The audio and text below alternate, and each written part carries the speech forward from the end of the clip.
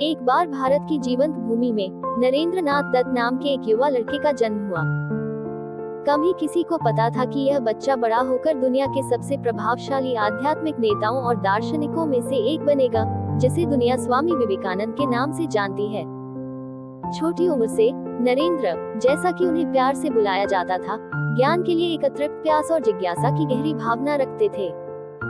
वह अक्सर किताबों में तल्लीन, विभिन्न विषयों में तल्लीन और जीवन के रहस्यों पर सवाल उठाते पाए जाते थे। उनकी तीक्ष्ण बुद्धि और अपार क्षमता ने उनके शिक्षकों और परिवार का ध्यान आकर्षित किया, जिन्होंने उनके असाधारण गुणों को पहचाना। नरेंद्र की आत्मज्ञान की यात्रा वास्तव में तब शुरू हुई जब वे श्रद्धेय संत श्री रामकृष्ण परमहंस से मिले। रामकृष्ण के मार्गदर्शन में नरेंद्र का आध्यात्मिक जागरण हुआ और उन्होंने जीवन में अपनी सच्ची बुलाहट की खोज की।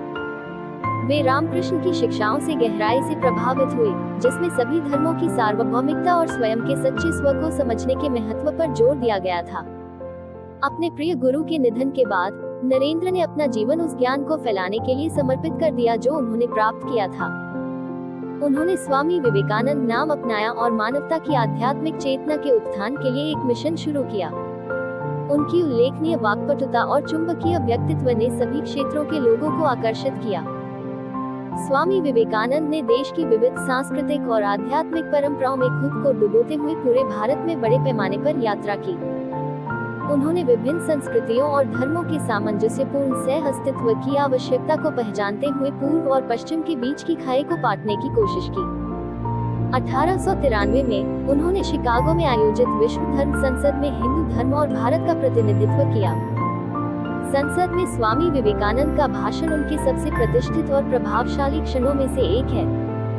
उनके शब्द सभागार में गूंजते थे, दर्शकों के दिलों और दिमाग पर कब्जा कर लेते थे। उन्होंने धार्मिक सहिष्णुता, एकता और मानवता की एकता के बारे में बात की, उन सभी पर स्थायी प्रभाव छोड़ा जिन्हें उन्हें सुनने का सौभाग्य मिला था। संसद में अपनी सफलता के बाद स्वामी विवेकानंद ने मानवता की सेवा के लिए प्रतिबद्ध संगठन रामकृष्ण मठ और मिशन की स्थापना की। मिशन ने शिक्षा, स्वास्थ्य देखभाल और सामाजिक कल्याण पर ध्यान केंद्रित किया, जो समाज के गरीब और हाशिए पर रहने वाले वर्गों को सहायता प्रदान करता है। अपने पूरे जीवन में स्वामी विवेकानंद ने आत्म साक्षात्कार, आंतरिक शक्ति और ज्ञान की खोज के महत्व पर जोर दिया। उन्होंने सिखाया कि प्रत्येक व्यक्ति में असीम क्षमता होती है और वह आत्म अनुशासन और निस्वार्थ सेवा के माध्यम से अपनी दिव्य प्रकृति को प्रकट कर सकता है। उनकी शिक्षाओं ने अनगिनत व्यक्तियों को अपने सच्चे स्वभाव को अपनाने और समाज की भलाई के लिए काम करने के लिए प्रेरित किया। स्वामी विवेकानंद की पृथ्वी पर यात्रा अपेक्षाकृत कम उम्र में समाप्त हो गई, लेकिन उनकी विरासत अभी भी चमक रही है। उनका गहरा ज्ञान और आध्यात्मिक अंतर्दृष्टि सत्य के चाहने वालों का मार्गदर्शन करती रहती है और आने वाली पीढ़ियों को प्रेरित करती है।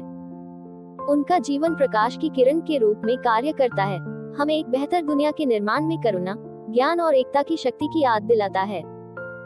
और इसलिए स्वामी विवेकानंद की कहानी इतिहास के इतिहास में अंकित है, जो हमें सार्वभौमिक सद्भाव और प्रेम की दृष्टि से संचालित एक व्यक्ति की परिवर्तनकारी शक्ति की याद दिलाती है। उनके शब्द गूंजते रहते हैं, हमें एक ऐसी दुनिया के लिए प्रयास करने का आग्रह करते हैं जहां मानवता जाति, पंथ और राष्ट्रीयता की सीमाओं को पार करती है और हम में से प्रत्येक के भीतर रहने वाली दिव्यता को गले लगाती है।